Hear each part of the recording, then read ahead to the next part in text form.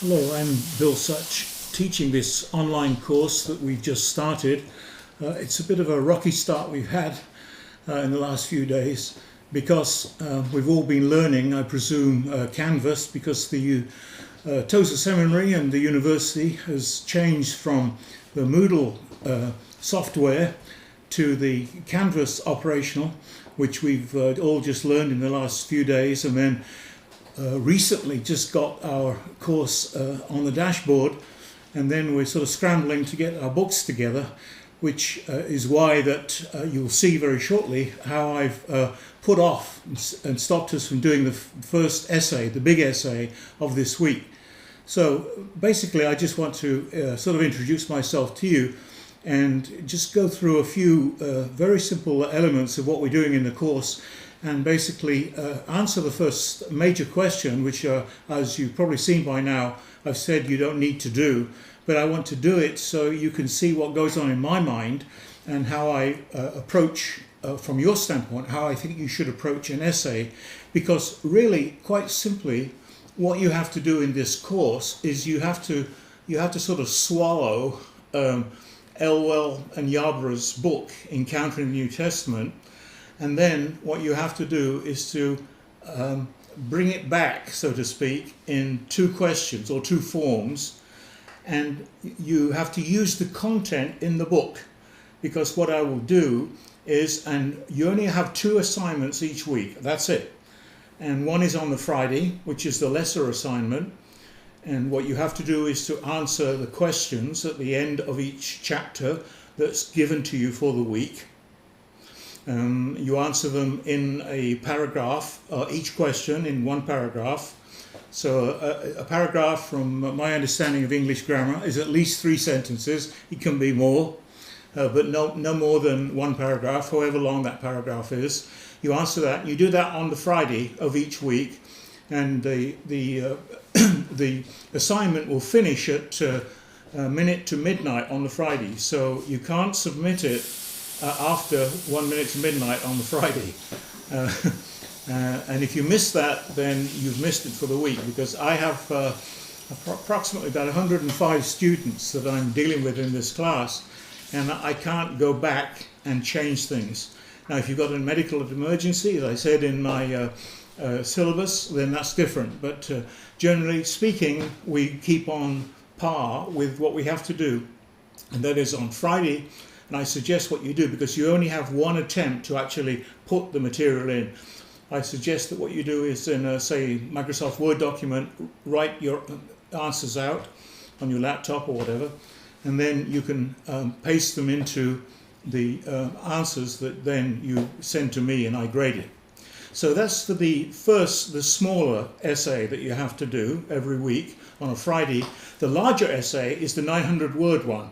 That is due on a Saturday, and it's the same problem in the sense that you have to do it on a Saturday and submit it by 1 minute to midnight on a Saturday night. So therefore, those are the two elements that you have to do to get a good grade in this course.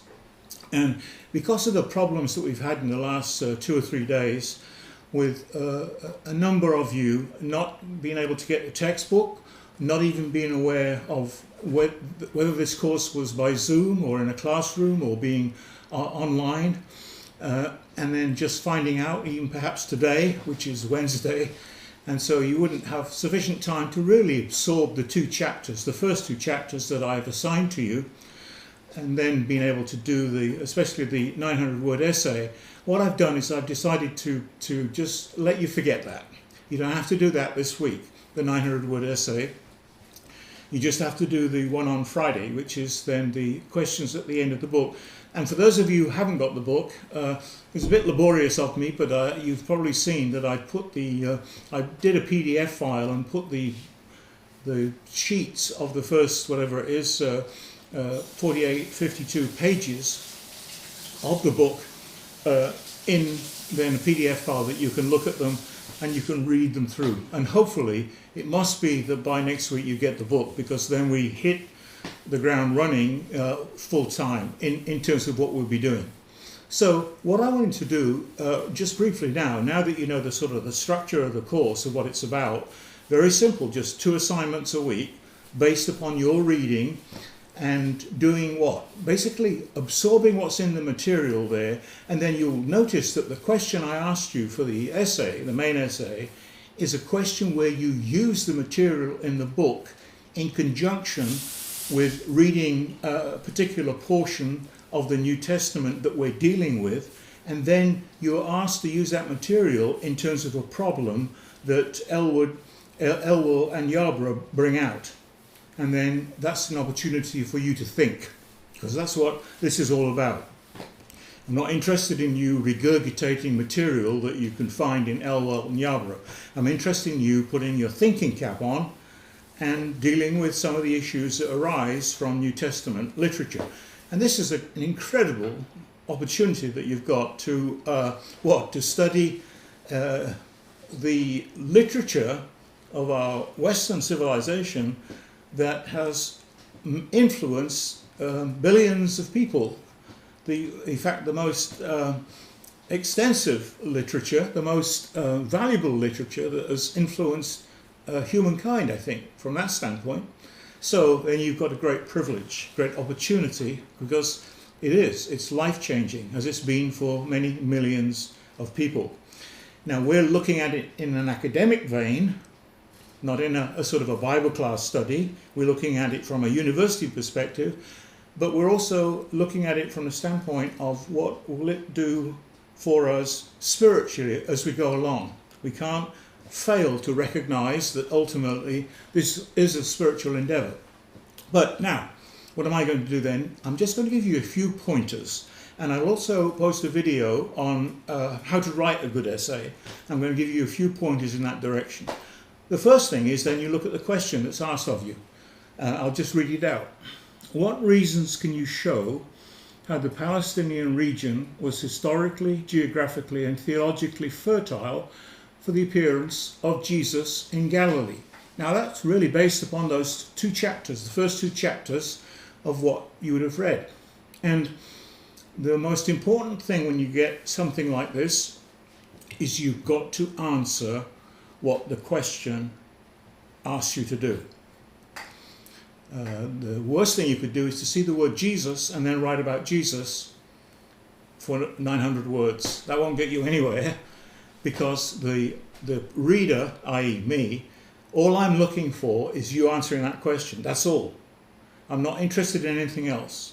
You can tell me your life story or whatever, but I'm not interested in that.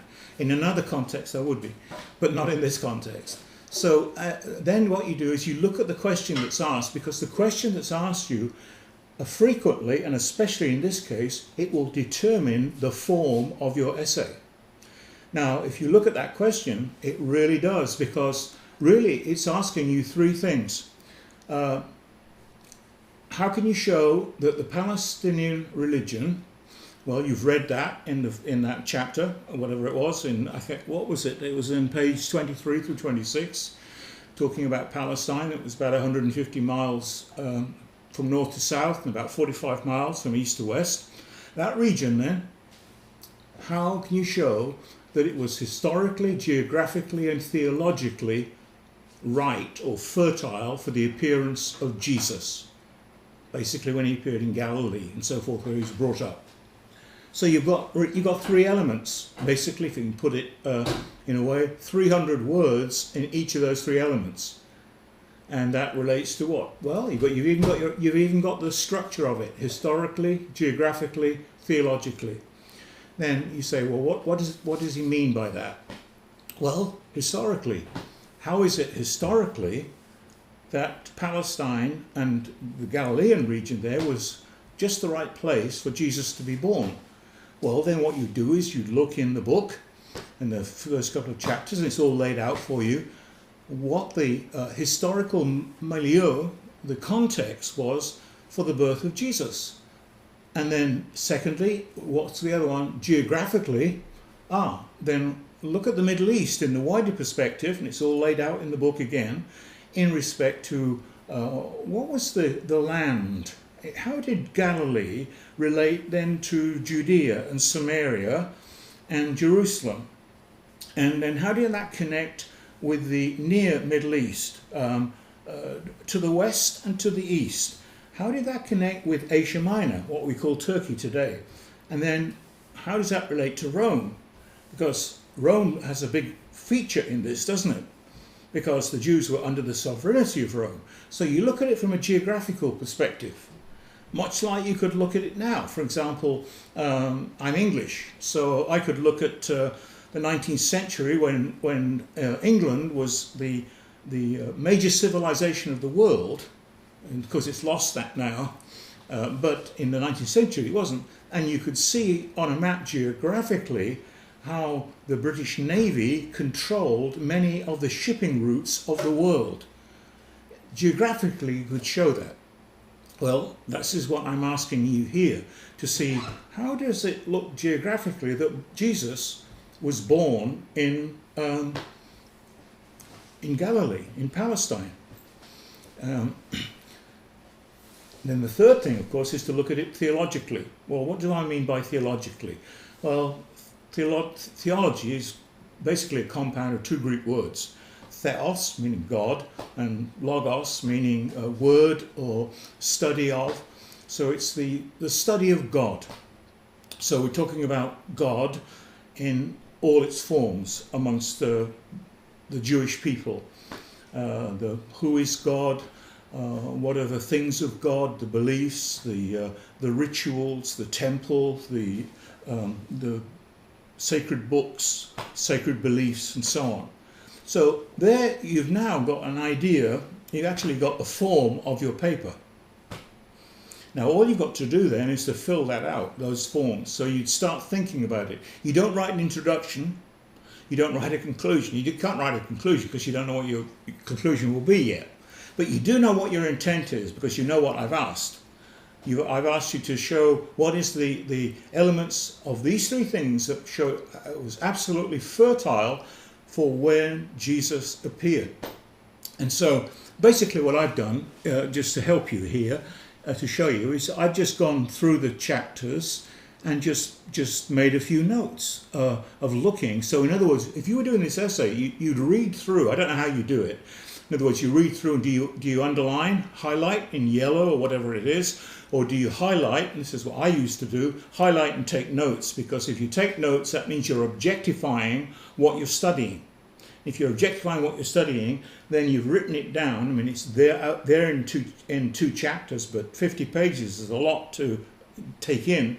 But if you've highlighted it and written it down, you've now got a sort of a précis or a summary of everything.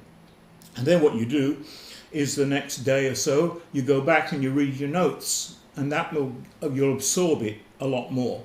Now, when you come to do the essay then, what you do now is you go looking at your notes and you skim the two chapters. And what you're doing is you're looking for elements in which you're now going to do the body of the paper.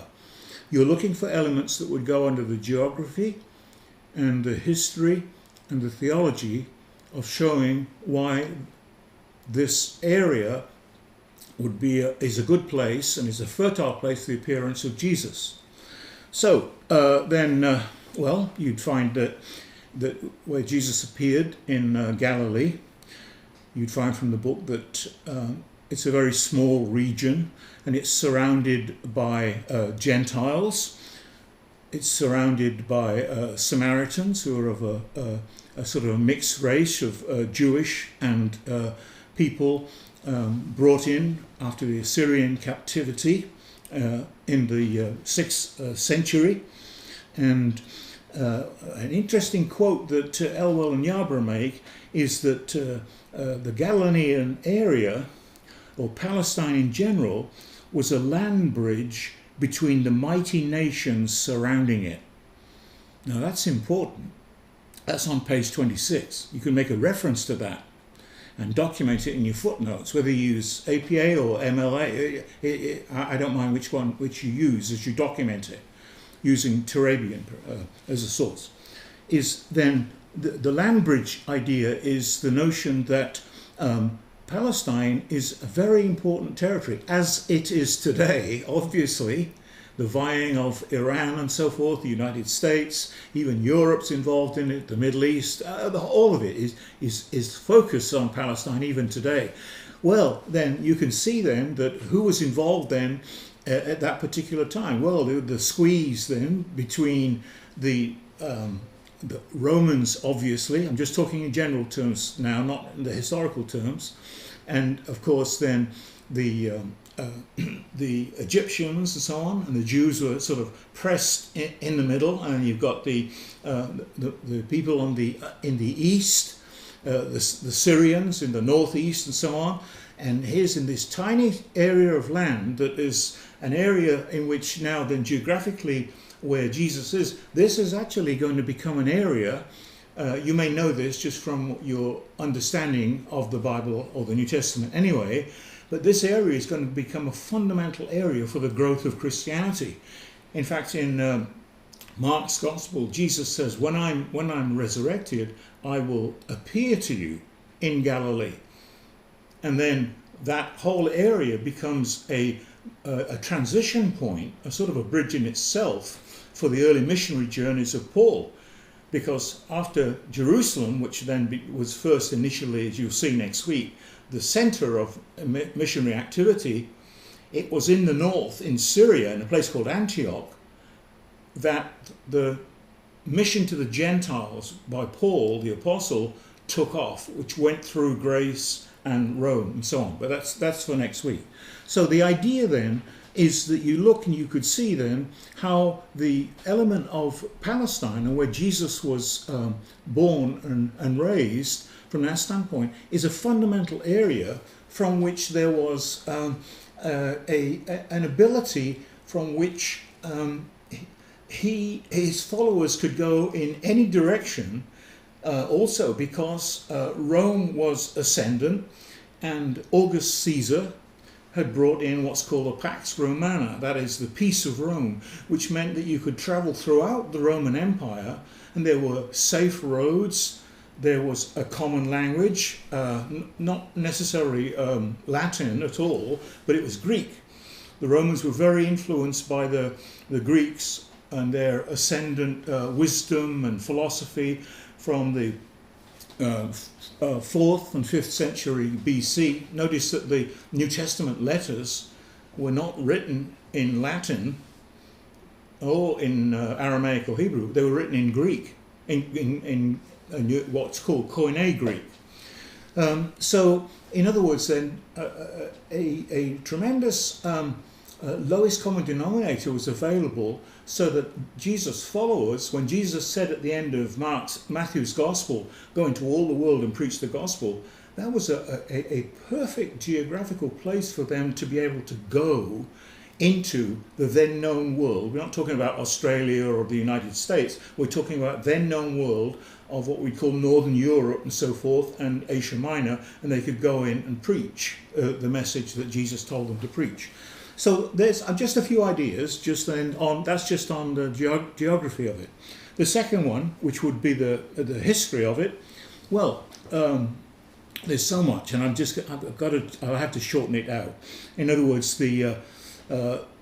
what the authors of the book mentioned in page 37, that there was a great messianic fervour. Historically, you can trace that back right through what they say from the period of the return from Babylon and the ascendant Alexander the Great and his move through the East, and the way that Greek culture, which became so strong through him even after his death, and then his generals who split up the kingdom, the Seleucids and so forth, who came in, and then in 175 BC, when Antiochus Epiphanes went into Jerusalem, into the temple, and desecrated it, and so on. And then you've got the Mattathias, the Maccabees, and his sons, who then resisted that. And throughout that period, in the 2nd century BC, we had that revolt with the Maccabees, and then their family, John Hyrcanus and so forth. You had that whole period where there was a struggle against the Hellenization of Palestine in terms of what Alexander the Great had done. And in a sense that was curtailed to a degree by Pompey coming in 63 BC, Pompey of Rome, and in a way squashing it and then taking control, because everything came under the auspices now of Rome. But Greek culture was entrenched called Hellenization. It was entrenched in Palestine at that time, which that's probably, there's some debate then in Galilee. Aramaic, which is a dialect of Hebrew, was spoken amongst the ordinary people, and therefore I think that Jesus would have spoken Aramaic. But there were patches of Greek Gentile cities around, and so Greek would be spoken also. And so there's still a debate amongst New Testament scholars of whether Jesus knew and spoke Greek. I think he did. And of course the New Testament Gospels were written in Greek and so forth. But at this point, the point I'm bringing out here is that there's a great expectation from the historical notion that the Jews had weathered from the 4th century BC.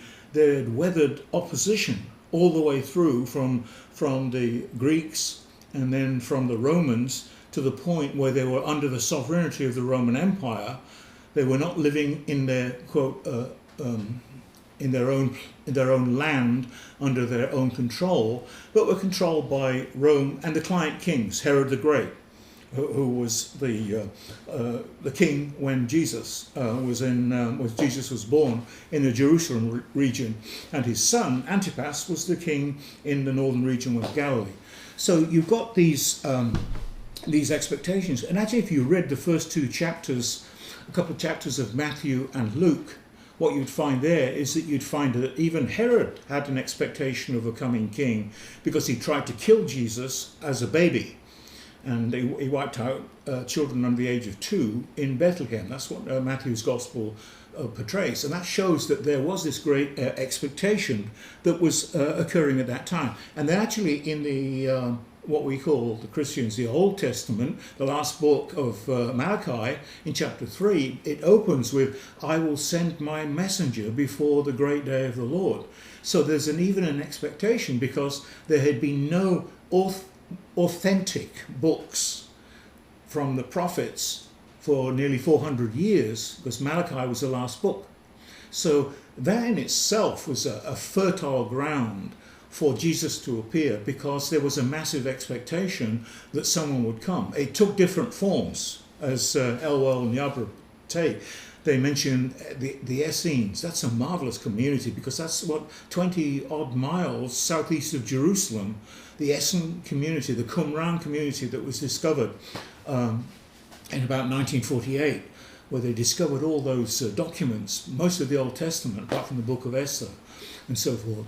And what did they discover? They discovered that there was an expectation in that sort of monastic community at the time of Jesus that there was to be a Messiah. In fact, they discovered that they expected 2 Messiahs. One, a Davidic king in the lineage of David, in other words, a great ruler, and then another, which would be a priest, in other words, a religious figure. All that testifies to the expectation then of that there would come a great ruler. So that's important, I think. And then I'll move on now to the third one, which is theologically. Theologically, there's lots of things that you can bring in there. You could bring in the element of the division that was in Palestine in the 1st century that the book brings out. The division between the Pharisees and the Sadducees. The Pharisees were very prominent because they had authority in the synagogue. In the synagogue, which was an institution that was established when they came back from Babylon, that was located in every town throughout Palestine, and that was a place that Jesus was very knew very well and was very comfortable with. In fact, in Luke's Gospel, he begins his ministry from the synagogue in Luke chapter 4. So the Pharisees were very influential there. The Sadducees, they're a priestly class, more associated with Jerusalem. Then you've got the Zealots that's mentioned. They were sort of like terrorists of today. They didn't accept any of those priestly classes, all the Pharisees and their sometimes their allegiance to Rome and so forth. And so that they were all divided against each other theologically from that standpoint. So you could say they were crying out for someone to unify them with their messianic notions of an expectation of someone who would come in who would do that. The problem was that Jesus faced, and as you may be aware, is that the expectation that was prominent was that of a victorious king, a Messiah who would come and kick the Romans out. And so the problem, or one of the problems Jesus had, was that was not his notion of what the Messiah was. A suffering, dying Messiah on the cross did not equate with a victorious Davidic king. So you can see there, I've just brought out some of the notions. There's others that I can bring out too, theologically, in terms of the notion of apocalyptic. What is apocalyptic theologically? How does it fit in? It would fit in the first century in respect of an idea of being cryptic language to express the frustration that you have in respect to, you don't want the Romans to know what you are thinking and doing, so you write in strange ways. The book of Revelation, the book of Daniel, all of that, the intertestamental literature, the pseudepigrapha, first Enoch, fourth Ezra, and so forth. Those are this matrix of ideas of people and events that's there, out of which Jesus comes and then begins his mission, is absolutely incredible. Now we're going to jump actually in different ways forward to the early church and into the mission, into the ministry and teaching of Jesus. I'm going to stop here. What I've tried to do, just briefly, although it's not been that brief, is basically to show you how you could put that together, that paper, on the basis of looking at the question, seeing what the question asks for you, put it down in terms of the form of the question that you'll write the essay paper on is based upon what's asked of you. Write it down, 900 words a minimum, and then you put it together and then you post it on Saturday. And we just do that week by week. Let's begin next week